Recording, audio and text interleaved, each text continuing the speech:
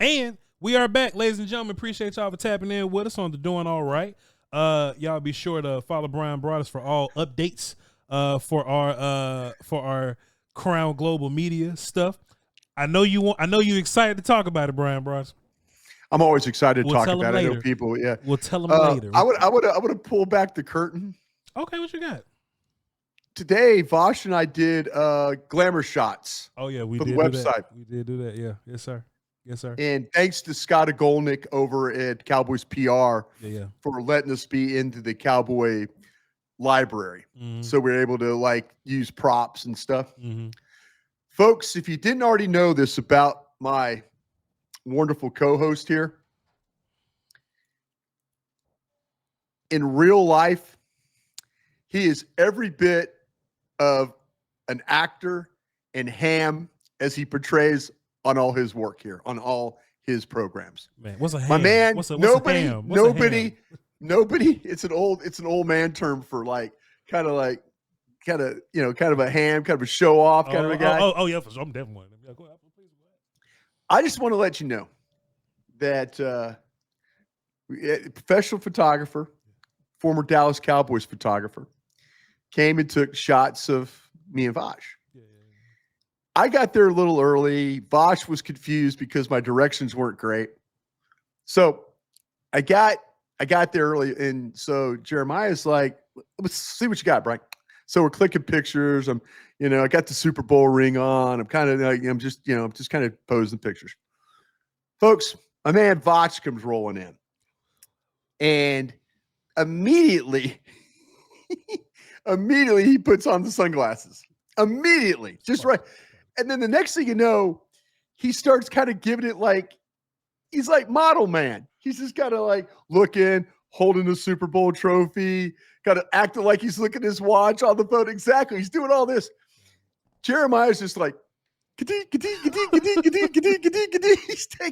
he didn't say a word. Yeah. And I'm like Jeremiah's digging what. I know what he's looking for, Brian. I know exactly what he was looking for. Voch is looking off in the distance like he's looking at pointing at an airplane, and then what's he, Brian? This is what it is. He's looking down at the Super Bowl trophy in his hands, and the Super Bowl trophy is reflecting off his glasses. And Jeremiah points and goes, "That's a really good picture right there." Look, because Jeremiah shows us a picture he took of President Bush, and it is like the reflection, and the reflection was off a refrigerator that he was in a room, but Voch is like, he's got this look. But he is like hamming it up. And well, see, Brian, hear me out. At Brian. The end of it, let me say this. At the end of it, like Jeremiah's showing Voch and I'm like, man, that's good. Good. Voch goes, man, what do you do with all those pictures? And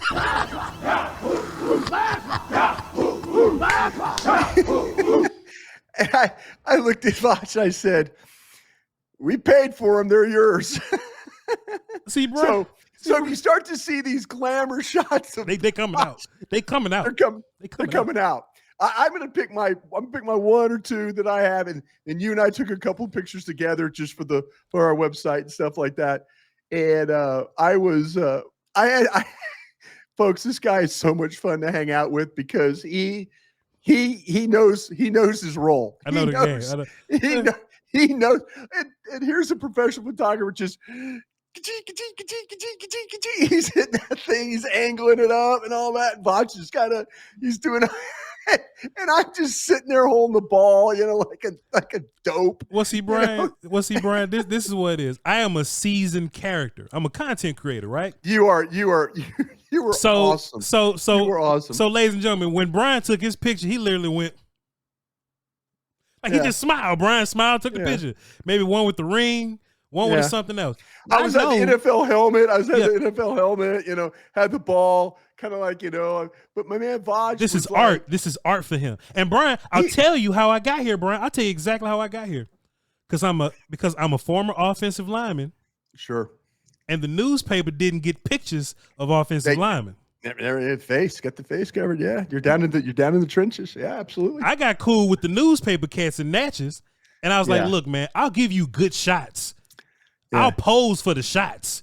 Yeah. Just represent. You're like after a touchdown, you're like, something. I was in the newspaper a lot because I knew what they was looking for, bro. So our cameraman Jeremiah, who's dope, fire by the way.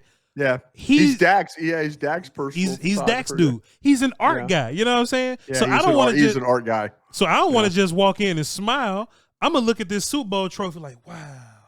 Yeah, or I'm gonna sit at the big table with all the fancy chairs and the Jerry Jones phone, and I'm gonna go, yeah, boy, that deal we just signed, boy, that thing we just did. You know what I'm saying? You got to give him a little something with the cowboy helmet out in front and all that. Yeah. You know what I mean? Let me look at Brian and be like, where the money at, Brian? You know what I'm saying? Like you got to give him a little. I can't wait till they come out, Brian. And I'm excited. I'm excited for you because I can't wait to see which ones you get to pick two. And I cannot wait to see which two you pick. I can't wait to see. And see, Brian, that's what got me, right? Because you was like, all right, Voch, you're going to pick your one and we're going to get up out of here. And I'm like, Brian, I like 9 of these. I went crazy. You did a great job. You did. Jeremiah's a great guy to work with. And he's, like I say, he was a team photographer for the Cowboys. And he's one of my best friends. And he is an artist. He really is.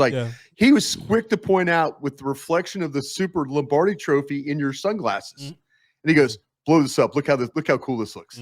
He was noticing reflection and stuff like that. So okay, here we go. We're talking football. Thank you, folks. That was a day in the life.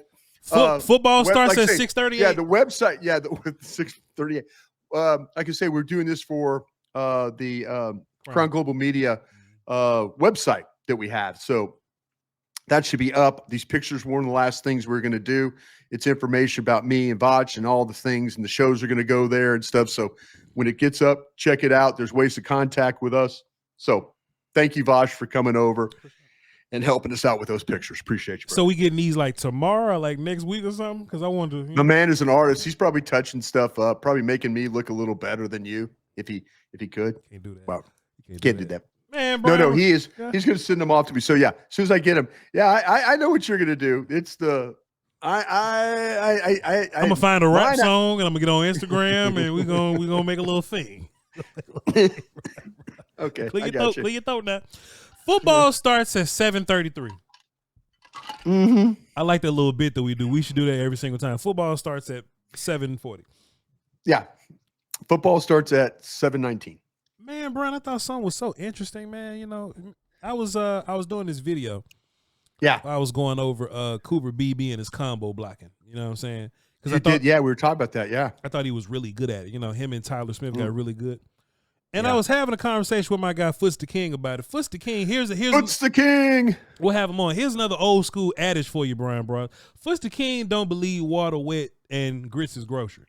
He don't believe it, Brian. That's something the old folks used to say. You don't believe water wet and grits is grocery.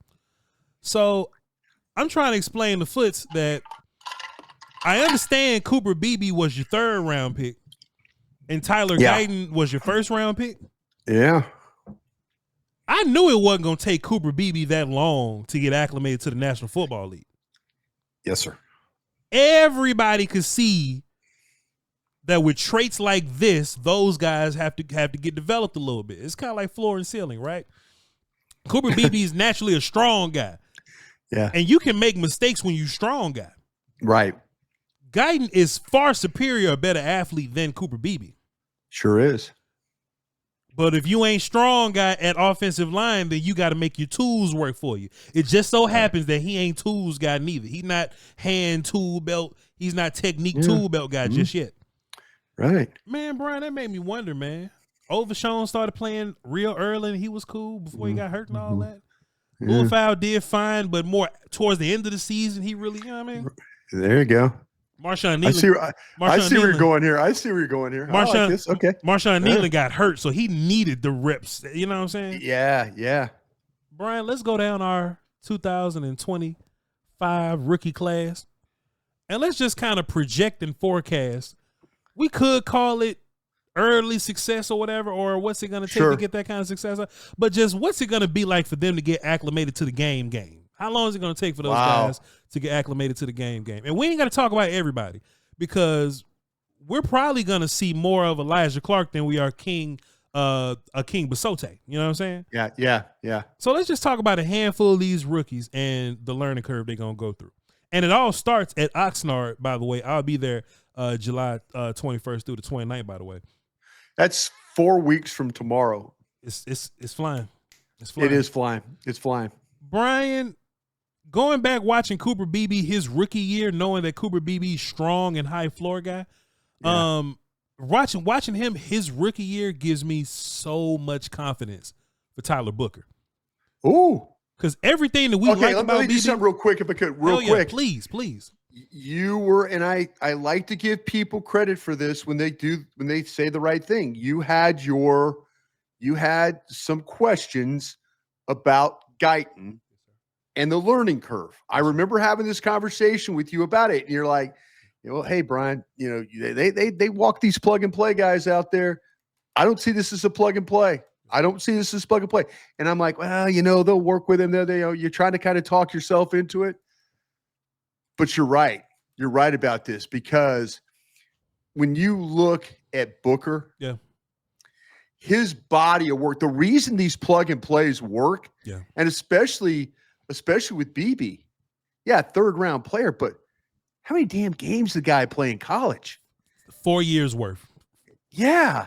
How many Big 12 championship games and bowl games and playing just big competition games, competition, Texas, Oklahoma, whoever. Kansas, he's playing in big games. Yeah.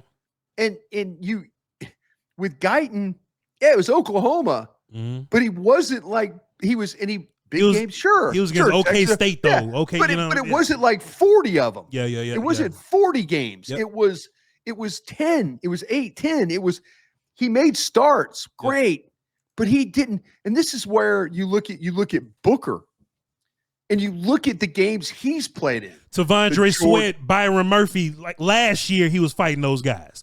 He's been doing this since his rookie year. Right. Go ahead. Yeah. See, Dallas is back now. They went back to the roots after a year of maybe trying to go and we got to get an athlete, go get a guy left tackle. Yep. Yeah, we'll project him. They went against everything that they kind of believe when they drafted Gayton. And I mean that in no disrespect to Gayton.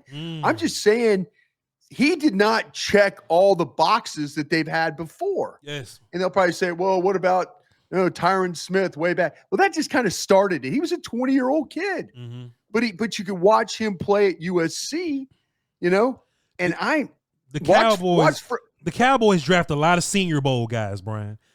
A lot of older players, a lot of reps under their belt, big schools, big competition. Will McClay. You ain't wrong. You ain't wrong, Brian. Yeah. Go ahead. You ain't wrong. They somebody in the organization, and they all share blame. Mm-hmm. We'll see what happens with Gayton. But it went against some of the things they probably believe in an offensive lineman. Yeah. And, because for every time we just automatically, as media and fan base, automatically think any offensive lineman they draft the first round, plug and play. Always. Hey, God, I've been on national shows. I'm not saying it to brag. I'm just saying national show. So it says, what's the deal? My pictures aren't as good as yours though on the website. I'm not in immediately put on my sunglasses and start like posing like I was a male model. I did. But anyway, you did. Oh, your handkerchief looked good today too, by the way. But see, that's what I'm saying. This is where to me, this is where they went back to their. There you go. This is where they went back to it looked even better in that jacket. But the thing was, they went back to the roots, Voch. Yeah. They went back to is that scene from a Italian summer? What do we got there? This is like Sicily. This is Sicily. Oh yeah, there you go. There you go. Yeah, there we go. I thought I saw the path. I got a fire handkerchief collection. Please go ahead. Yeah, but see, that's where to me, they lost their way a little bit last year. Sure. They lost their way with their offensive line selection. And there were so many to select. Maybe they were on the tail end. They wanted Barton, Brian Bros. They wanted Graham Barton. Yeah. And they traded back because they wanted that pick in the third round because they didn't have a fourth. Detroit just they threw the bait right and it hit the bait hit right on their nose. Yep. Yep. But man, if you stand in there and pick Grant Barton, okay, hey, whoa, here we go, plug and play. And there's a guy that's played a bunch of different positions. Sure. But they said, okay, somebody in the organization, and the same thing happened to us, when I was with Parcells and we ended up trading back in the draft and had a chance to draft Steven Jackson. Mo Carthon, the offensive, the running back coach, goes, all those backs in that second round are just as good as Steven Jackson. We don't have to. We could trade back. Oh, we should have stood in there and took Steven Jackson is what we should have done. Yeah. But then somebody says something in the room, and it makes everybody like, well, if he's saying that, then by God, we can get away with this. Mm-hmm. I don't think they're going to have that problem with Booker. I think that through this drafting process you and I did the work on, I think you got that guy right. I think you're like, Brian, listen, you're going to tell me he can't do this or can't do that. Watch him kicking LSU's ass. Watch him kicking Georgia's ass. Yeah. Watch him kicking, watch him kicking all those guys from Ole Miss, the 7 or 8 guys that we had to watch, at Ole Miss. Mm-hmm. Watch those.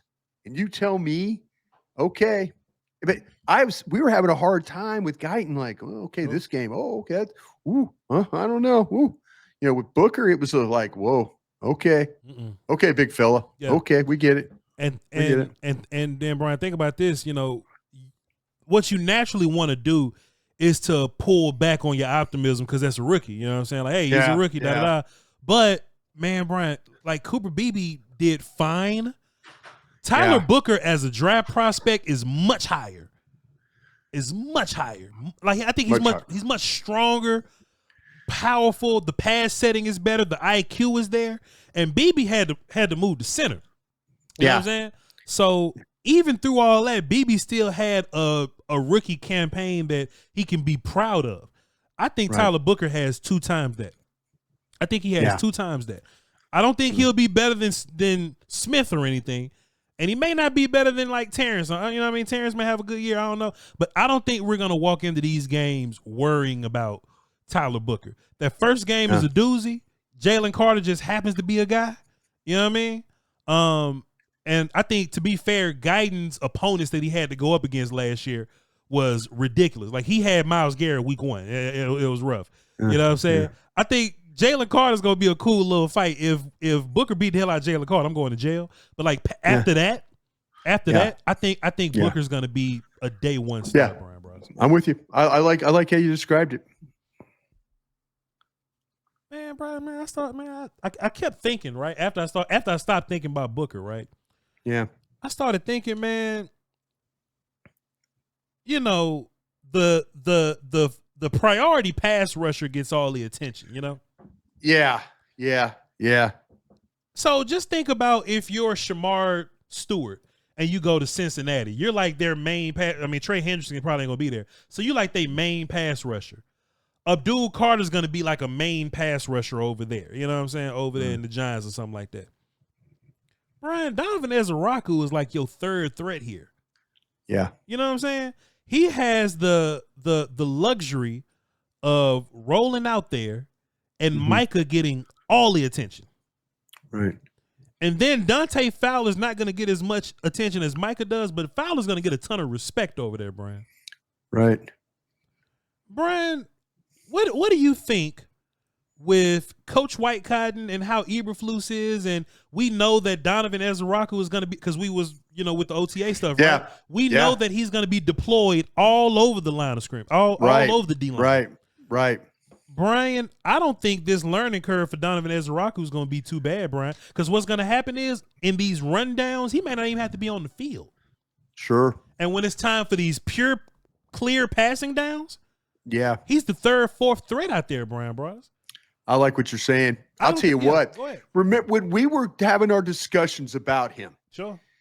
And even pre-draft, and as you were doing all the work, and you kind of setting him on the board, and you're thinking, why does this guy look like the third or fourth best pure pass rusher in the draft?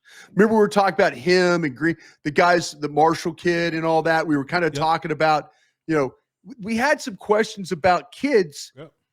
But every time you mentioned Ezraku, it was Carter, Mike Green, Ezraku. It was like, Brian, did you see the bend on that kid? Top 3 guys. You see how you see? That's what I'm saying. Talking to folks over there, trust me. I'm not trying to always say this. I'm not trying to blow smoke up your ass on this one. But the thing that they feel like they stole one here. They feel like that where they had him, and I'll get where they had him on that board. But they feel like they really stole one there. But the thing that we appreciated about him as a player, and this is why I think the learning curve will be small. This kid knows how to rush the passer. Sure. He knows how to bend. Yep. He knows how to dip. He knows how to like counter moves. 60 pressures last year. Yeah. See, we're not asking him to be Nealon. You know, when Nealon was drafted, we were all like going, wow, this is a good left end. Yeah. This guy reminds me a lot of Golston. Yeah. You know, good left end, keep that outside shoulder free. You know, but where's the pass rush, Brian? Sure. Well, you know, he's going to have to develop it. He's going to have to learn how to, and by he's starting to kind of learn, he gets hurt. Yep. But the thing with Ezraku is he knows how to rush the passer.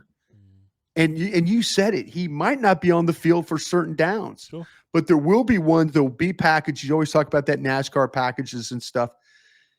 This kid knows how to dip, bend, and finish. And that's going to make his learning curve really small because you don't have to. Now, maybe there's some refinement and things you want to work with him on.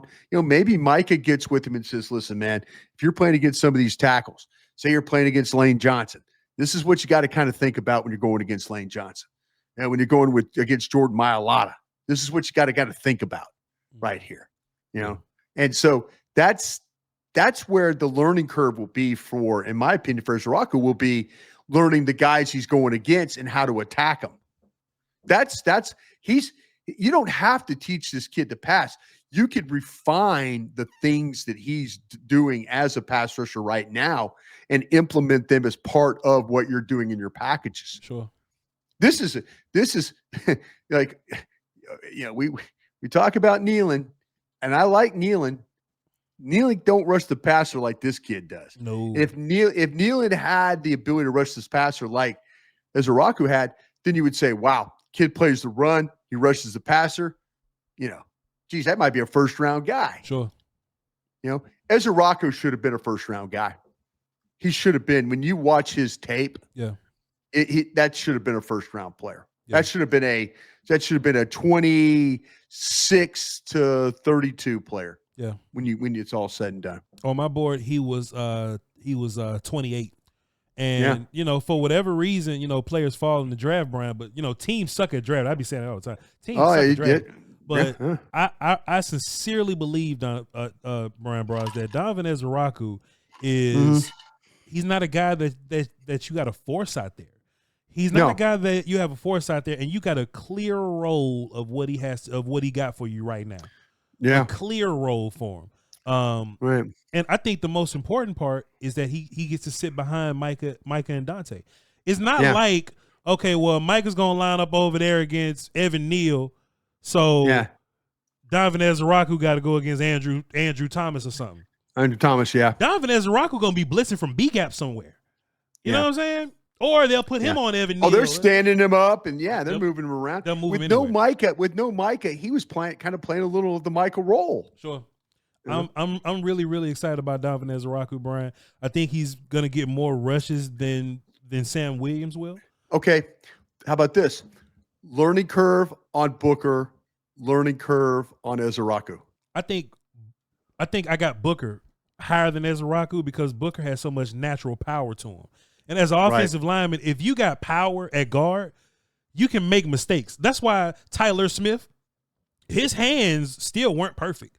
They could be all over the damn place. But when you see him maul people, grabbing them by their shoulders and in their jersey, it's because he's naturally strong. That's why BB was able to be fine year one because he was strong. Yeah. Tyler Gayton got a lot of holding penalties because he wasn't strong. He would miss. He would miss with his hands because he's trying to lean and overcompensate because he's not strong. if you got natural power, you got natural confidence. Y'all write that shit down. Hold up. If you got natural power, you got natural confidence, Brian Bros. Yeah, so, I agree. So Donovan Ezrau, I think he'll be good too. But I think Booker's just gonna play more. He's gonna play more, and he's gonna, yeah. I think that when they throw Ezrau in, it's gonna be like maybe initially we're gonna at the end of the year we're gonna go, damn, they should have played Ezrau more in weeks 1, 2, and 3. Why did it take them 5 weeks to figure out? Sure. Like they did with Overshown. They was taking Overshown off the field because he didn't know how to play. Boy, please, you better put his ass in them nickel packages. Shut your ass, boy. Mm-hmm. What that last administration, boy? What was going on with Mike McCarthy and them, man? What was going on with them boys? Back at the farm, my friend. Back at the farm.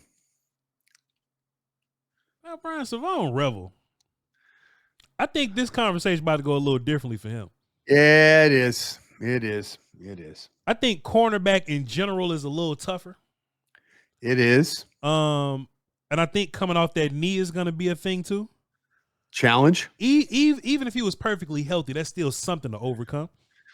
He might be the best corner in the draft, and then you're not drafting because he's not getting to you in the 3rd round. There you go. So you might have to pick. If he's healthy, you might have to pick him at 12. Yeah, is what you might do. Exactly. But the learning curve, I have a lot of confidence in this kid. Okay. I have a lot of I do, me personally. I have a lot of confidence. I think talking to people over there, he's really fit in, the work ethic, the want to be there, the want to get better, the want to work hard. He's doing all the right things, saying all the right things, the learning curve. Mm-hmm. You just don't know with corners, man. Yep. Unless your name's Sertan, or one of those Bland. I mean, Bland was a 5th round pick. Yeah, but man, I have a lot of hope for that kid. I have a lot of hope for him. Mm-hmm. Now, if I had to rank them, Booker, Ezrau, I think now here's Ravel.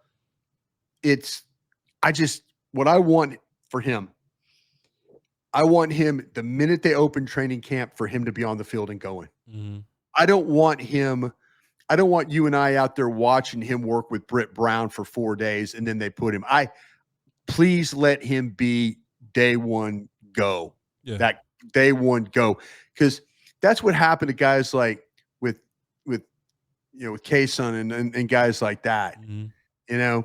It was just it just seemed like it was kind of, it just didn't fit for him. It just did not fit for how he plays. And so I said K-Sun, Carson. Excuse me. Carson. Yeah, my apologies. Carson. I was sitting there thinking, guy, what am I saying? K-Sun, Carson. What are you talking about? Kalen Carson. Yeah, it just didn't fit for him. Yeah, off the jump, and because he was hurt, and then he comes back, and then they throw him in. You just need these corners to be out there day one. Mm-hmm. You need them to be there practicing, working on things, not falling behind, seeing it, watching Pickens run routes, watching Lamb run routes, working against that, trying to cover. You have to get some slot stuff, trying to cover, Turpin, you just need that. And so to me, if that doesn't happen that way, learning curve is probably going to be a little bit more steep than I want it to be. I don't think Rebel's going to be ready till next year. I think that's all right. I think that's all right. I don't think he's going to be like the Rebel that we watch film on. I don't think he's really going to be that guy until next year. ACLs get weird. I know he's working hard at it, but he is a corner. And I know that National Football League is already hard on corners, but I do think now, Brian, we can make another show about this. Right now, we talking about the learning curve. I think Revel has a steep learning curve. But I think his jump is going to be more stupid than everybody else's. Like, I think Revel's improvement from year 1 to year 2 is going to be much higher than anybody else's, because that's just how corner works. And that makes me feel like Kalen Carson is going to be a little better, much better, going into year 2, because a lot of it is mental. Like, a lot of these guys can run well enough, or they can cover well enough, but it's the mental side of it, or it's all these wide receivers can run routes, or in college they may not run a bunch of routes in a certain type of offense, and you just got to get acclimated to a lot of stuff mentally. I think Revel next year is going to be fantastic, but I think that learning curve is a bit high for him. And I don't. Okay, what if? Okay, he's a day one guy. Okay, day one. Say he's day one. Sure. Is there a chance that he could be used more than Ezrau? If he's starting day one, then yes, because if he's starting day one, then he's proven that he can play. And if you're a corner and you can play, you're not coming off the field. Right. Donovan Ezrau is gonna rotate. It'll rotate, and he's gonna play a lot less rundowns in general. He's gonna play a lot of pass rush.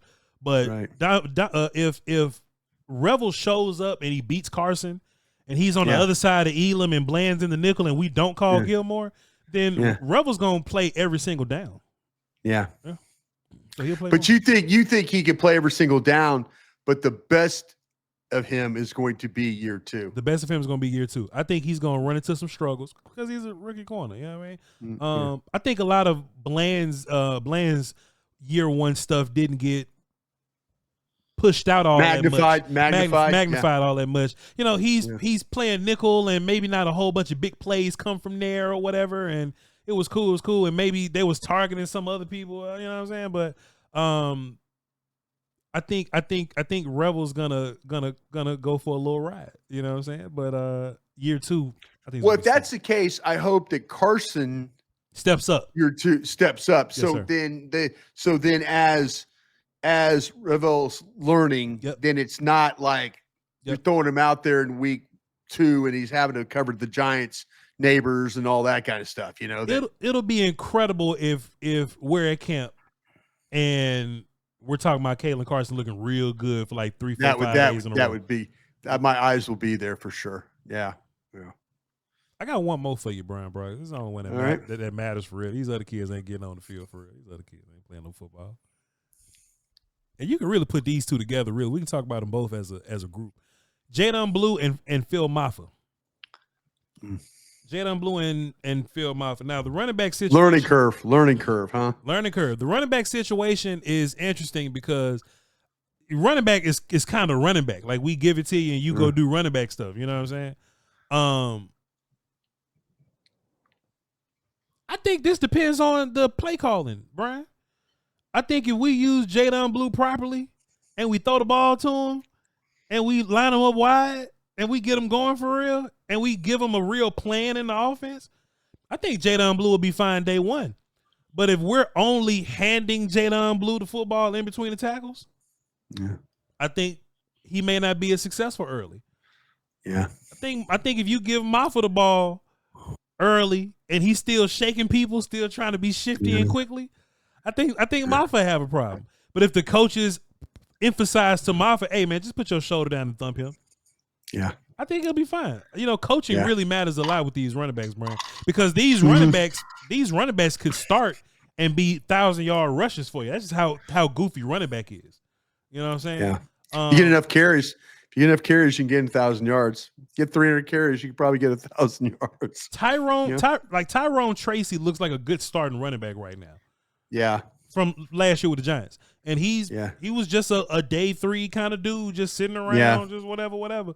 I think Gayton Blue can be really good. I think Phil Mafa can be a contributor type of guy. And I think their learning curve can be real small if the coaches do their job correctly. I like what you're saying there.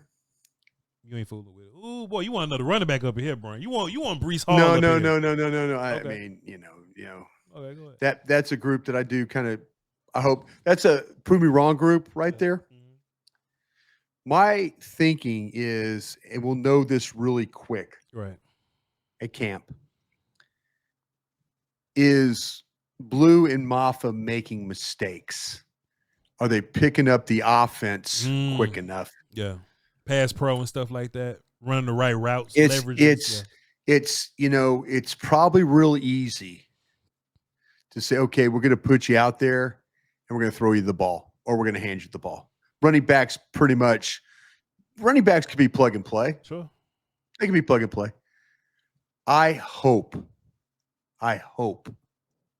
that Blue and Mafa do not fall behind in learning the playbook.